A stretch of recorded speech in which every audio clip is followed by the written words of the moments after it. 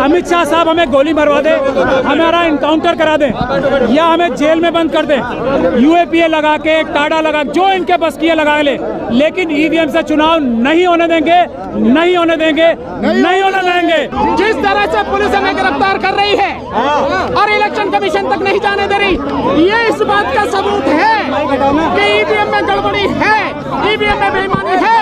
चुनाव आयोग से वादा कर रहे हैं हम आएंगे और ईवीएम लेके जाएंगे, हम आएंगे ईवीएम लेके जाएंगे। चुनाव आयोग तैयार रखे 50 मशीनें, हमें जो करना है कर लो, अब जो करना है कर लो, अब नहीं सवाल एक पुलिस वाले से जाने वाला नहीं, आप मेरा अपहरण एक पुलिस वाले से नहीं कर सकते ना, बुला लो और सबको बुला लो सबको, कम से कम 50।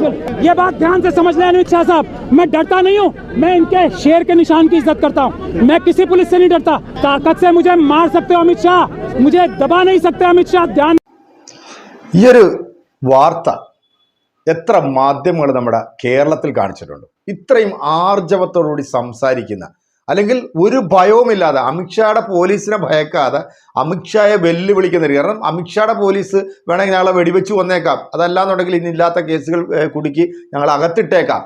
അപ്പം ഇതുപോലെ ആർജവമായിട്ട് മാധ്യമങ്ങളുടെ മുമ്പിൽ വന്ന് സംസാരിച്ചിട്ട് പോലും എത്ര മാധ്യമങ്ങളാണ് ഈ ഒരു പ്രചരിപ്പിച്ചിട്ടുള്ളത്. ഇതൊക്കെ നമ്മുടെ സോഷ്യൽ മീഡിയയിലൂടെയാണ് ഏറ്റവും കൂടുതൽ പ്രചരിക്കുന്നത്.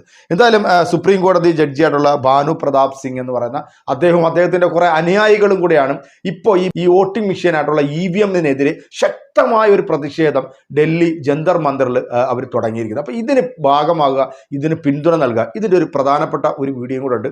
ആ ഒരു വീഡിയോ ഞാൻ പറഞ്ഞു വരുന്ന കൂട്ടത്തിൽ നിങ്ങൾ കാണുന്ന ഓരോരുത്തരും അത് നിങ്ങളുടെ ബാധ്യതയാണ് ഇത് മറ്റുള്ളവരിലേക്ക് കൂടെ ഒന്ന് ഷെയർ ചെയ്യുക എന്നുള്ളത്. കാരണം നമ്മളെല്ലാം ജനിക്കുന്നതിന് മുമ്പ് ഒന്നാം ലോക മഹായുദ്ധം, അതിനുശേഷം രണ്ടാം ലോക മഹായുദ്ധം വരുന്ന സമയത്ത് നമ്മുടെ ഇന്ത്യയിൽ ഏതാണ്ട് 50 വർഷത്തോളം ഭരിച്ച ബ്രിട്ടീഷ് നായ്ക്കളെ ഇവിടുന്ന് പമ്പ കടത്തിയതാണ് നമ്മുടെ പൂർവികന്മാർ. അങ്ങനെ നമുക്ക് ആ പൂർവികന്മാർ അവരുടെ രക്തം ചിന്തി അവർ നേടിത്തന്ന സ്വാതന്ത്ര്യത്തിൽ ആണ് നമ്മളൊക്കെ ഇപ്പോൾ ജീവിക്കുന്നതെങ്കിൽ ഇപ്പോൾ ഒരു മൂന്നാം ലോക മഹായുദ്ധത്തിനുള്ള ഒരു സമയമായിരിക്കുന്നു. കാരണം എന്താണെന്ന് ചോദിച്ചു കഴിഞ്ഞാൽ എല്ലാവർക്കും അറിയാം സംഘപരിവാറിൻ്റെ ഒരു വിളയാട്ടം. ഏത് മേഖലകൾ എടുത്തു നോക്കിയാലും സംഘപരിവാർ അഴിഞ്ഞാടുന്ന ഒരു കാഴ്ചയാണ് നമ്മളിപ്പോൾ കണ്ടുകൊണ്ടിരിക്കുന്നത്.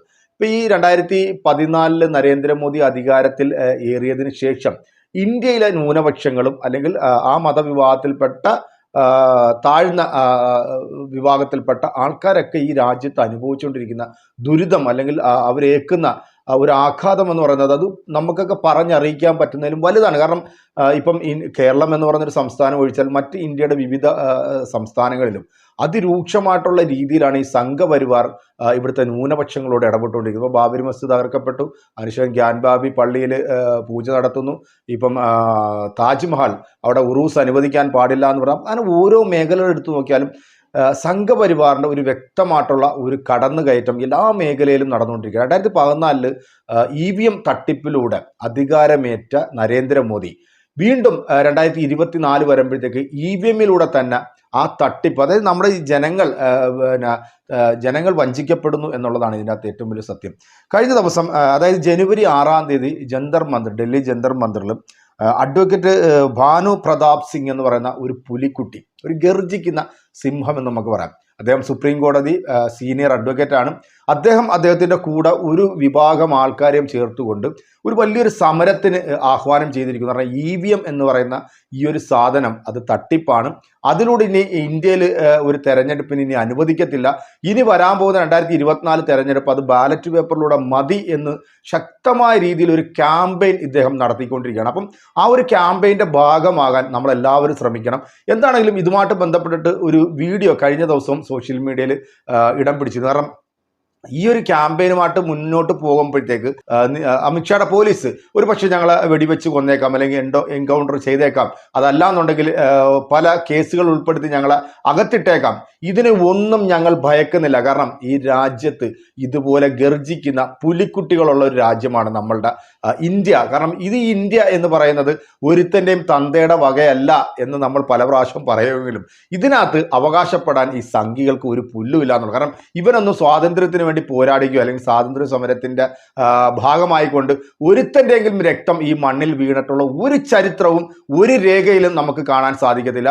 അത് ഇവിടുത്തെ നല്ലവരായിട്ടുള്ള ഹൈന്ദവന്റെയും മുസൽമാന്റെയും ക്രിസ്ത്യാനിയുടെയും ഒക്കെ രക്തം വീണ് നമ്മൾ നേടിയെടുത്ത ഈ സ്വാതന്ത്ര്യത്തിൽ നിന്നുകൊണ്ടാണ് ഇവനൊക്കെ ഇപ്പൊ താണ്ഡവമാടുന്നത്. എന്താണെങ്കിലും ഇതുമായിട്ട് ബന്ധപ്പെട്ടിട്ട് ഒരു വീഡിയോ, ഈ EVM വേണ്ട, ബാലറ്റ് പേപ്പർ മതി എന്ന് പറയുന്ന ഈ ഒരു വീഡിയോ പ്രിയപ്പെട്ട പ്രേക്ഷകരെ, ഇതിനകത്ത് കുറച്ച് കാര്യങ്ങൾ നമ്മുടെ ഒരു പ്രധാനപ്പെട്ട ഒരു സുഹൃത്തു കൂടായിട്ടുള്ള യൂട്യൂബ് ചാനൽ ചെയ്യുന്ന ഇദ്ദേഹം പറയുന്നുണ്ട്.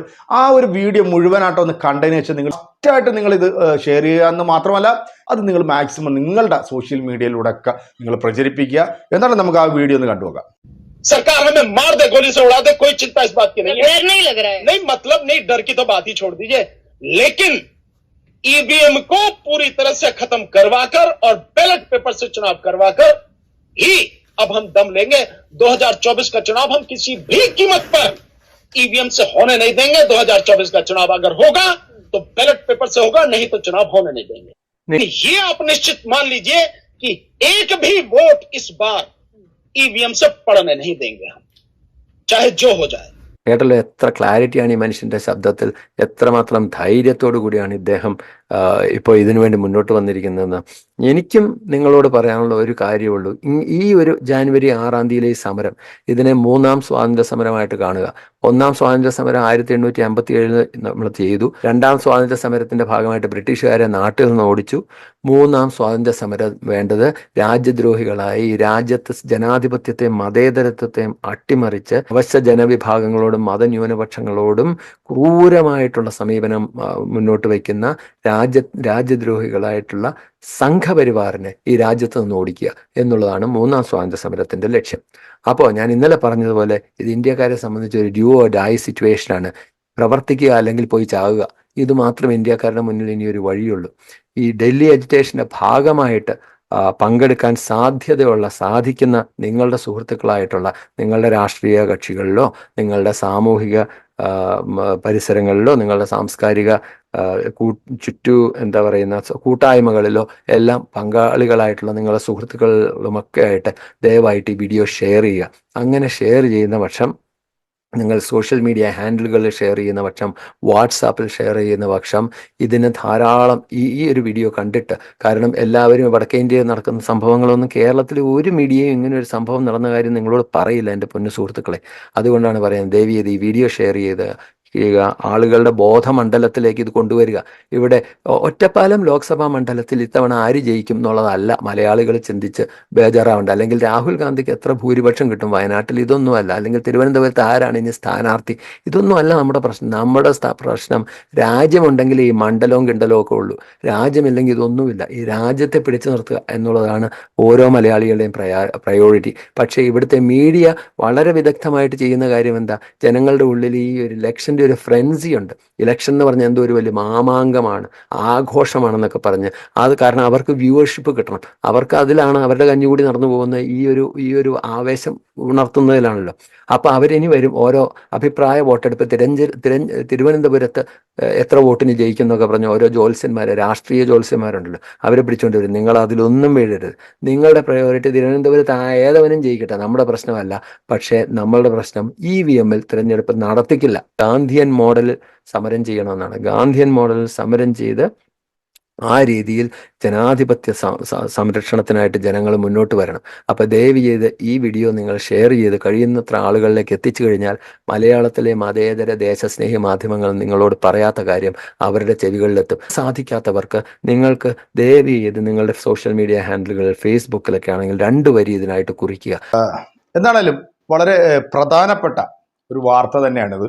കാരണം ഈ അഡ്വക്കേറ്റ് ഭാനുപ്രതാപ് സിംഗ് ഇദ്ദേഹം ഇപ്പം വെച്ചിരിക്കുന്ന ഈ ഒരു ആശയം, അത് ഇന്ത്യയിലുള്ള അല്ലെങ്കിൽ ഇന്ത്യയെ സ്നേഹിക്കുന്ന ഓരോ മതേതരവാദിക്കും ഇതിൽ പ്രതിഷേധിക്കേണ്ട ഒരു അവകാശം, അല്ലെ പ്രതിഷേധിക്കേണ്ട ഒരു സാഹചര്യത്തിലൂടെയാണ് നമ്മളിപ്പോൾ മുന്നോട്ട് പോയിക്കൊണ്ടിരിക്കുക. കാരണം EVM തട്ടിപ്പ് എന്ന് പറയുന്നത് അതൊരു വല്ലാത്തൊരു തട്ടിപ്പാണ്. ഈ EVM-നെ കുറിച്ചിട്ട് അല്ലെങ്കിൽ EVM അതിനകത്ത് വോട്ട് ചെയ്യുമ്പോഴത്തേക്കുള്ള അതിൻ്റെ സാങ്കേതിക ആ ഒരു വിദ്യകളെ കുറിച്ചിട്ടൊക്കെ വളരെ വിശദമായ രീതിയിൽ തന്നെ നമ്മളൊരു വീഡിയോ ചെയ്യുന്നുണ്ട്. ഈ EVM മിഷൻ റെഡിയാക്കുന്ന സ്ഥലത്തേക്ക് ഇപ്പോൾ സംഘപരിവാറിനെയൊക്കെ കുത്തി നിറച്ചു കൊണ്ടിട്ടുള്ള ഒരു പരിപാടിയാണ്. അതിൻ്റെ ഒരു വാർത്തയൊക്കെ നിങ്ങൾ ഇതിനടക്കം തന്നെ ഒരു പക്ഷേ ചിലപ്പം നിങ്ങൾ കണ്ടു കാണും. കാരണം നമ്മുടെ ഇവിടുത്തെ ദൃശ്യ മാധ്യമങ്ങളൊക്കെ ഈ പറയുന്ന സംഘപരിവാറിനും പിന്നെ BJPക്കും ഒക്കെ വിടുപണി ചെയ്യുന്ന, അല്ലെങ്കിൽ അവർക്ക് വേണ്ടി പിന്നെ ഇങ്ങനെ വാലാട്ടുന്ന ഒരു സ്വഭാവമാണല്ലോ കാണിച്ചുകൊണ്ടിരിക്കുന്നത്. ഒട്ടുമിക്ക മാധ്യമങ്ങളും ഇപ്പം സംഘപരിവാറിന് വിപരീതമായിട്ടാണ് സംസാരിക്കുന്നതെങ്കിൽ പിന്നെ ED പോലുള്ള സാധനങ്ങളൊക്കെ കയറ്റിയിട്ട് അവരെ ചൂഷണം ചെയ്യുമെന്നുള്ളത് വളരെ വ്യക്തമായിട്ട് അറിയാവുന്നതുകൊണ്ട് അവരുടെ ആ ഒരു ഇതിൻ്റെ മുമ്പിൽ അവരുടെ നട്ടെല്ല് പണയപ്പെടുത്തി, അല്ലെങ്കിൽ ഈ മാധ്യമ പ്രവർത്തനം പണയപ്പെടുത്തിയാണ് ഇവരെല്ലാം ഇപ്പം മുന്നോട്ട് ജീവിക്കുന്നത്. അത് ഗംഭീരമായിട്ടുള്ള ഒരു വീഡിയോ തന്നെയാണ്. പ്രിയപ്പെട്ട പ്രേക്ഷകരെ, ഇതിൽ ഓരോരുത്തർക്കും അവകാശമുണ്ട്, അല്ലെങ്കിൽ ഓരോരുത്തർക്കും ബാധ്യതയുണ്ട്. അതുകൊണ്ട് ഈ വീഡിയോ നിങ്ങൾ മാക്സിമം മറ്റുള്ളവർക്ക് കൂടെ ഒന്ന് ഷെയർ ചെയ്യുക. ഇതുപോലുള്ള ആൾക്കാരെ നമ്മുടെ രാജ്യത്ത് നമ്മൾ പൂർണ്ണ സപ്പോർട്ട് നമ്മൾ ഇവർക്ക് കൊടുക്കുക. കാരണം ഇങ്ങനെയുള്ള ആൾക്കാർ നമ്മുടെ രാജ്യത്തുണ്ട്. നമുക്കറിയാം, ഈ താജ് ഹോട്ടൽ ആക്രമണവുമായിട്ട് ബന്ധപ്പെട്ടിട്ട് അതിൻ്റെ യഥാർത്ഥ പ്രതികളെ പിടിക്കുന്ന സമയത്ത് സത്യസന്ധനായിട്ടുള്ള ഒരു പോലീസ് ഓഫീസറെ പിന്നിൽ നിന്നും വെടിവെച്ച് കൊന്ന ഒരു രാജ്യത്താണ് നമ്മൾ ജീവിക്കുന്നത് എന്നുള്ളത് ആരും മറന്നു പോകാതിരിക്കുക. വരും കാലങ്ങൾ നമ്മുടെ തലമുറകൾ ഇവിടെ സ്വസ്ഥമായിട്ട് ജീവിക്കണമെന്നുണ്ടെങ്കിൽ ഈ പറയുന്ന സംഘപരിവാർ എന്ന് പറയുന്ന ഈ ഒരു വർഗീയ ഫാസിസ്റ്റുകളെ രാജ്യത്ത് നിന്ന് തുടച്ചു നീക്കാതെ നമ്മുടെ രാജ്യം രക്ഷപ്പെടില്ല എന്ന് ഒരിക്കൽ കൂടി പറയുകയാണ്. ഈ ഒരു വീഡിയോ നിങ്ങൾക്ക് പ്രധാനമായിട്ട് തോന്നുന്നുണ്ടെങ്കിൽ മറ്റുള്ളവർക്ക് കൂടെ നിങ്ങൾ ഈ വീഡിയോ ഷെയർ ചെയ്ത് കൊടുക്കുക. മറ്റൊരു വീഡിയോ ആയിട്ട് കാണാമെന്ന ശുഭപ്രതീക്ഷയും നിങ്ങളുടെയൊക്കെ സ്വന്തം വിനീസ് ടി എന്റർടൈൻമെന്റ്.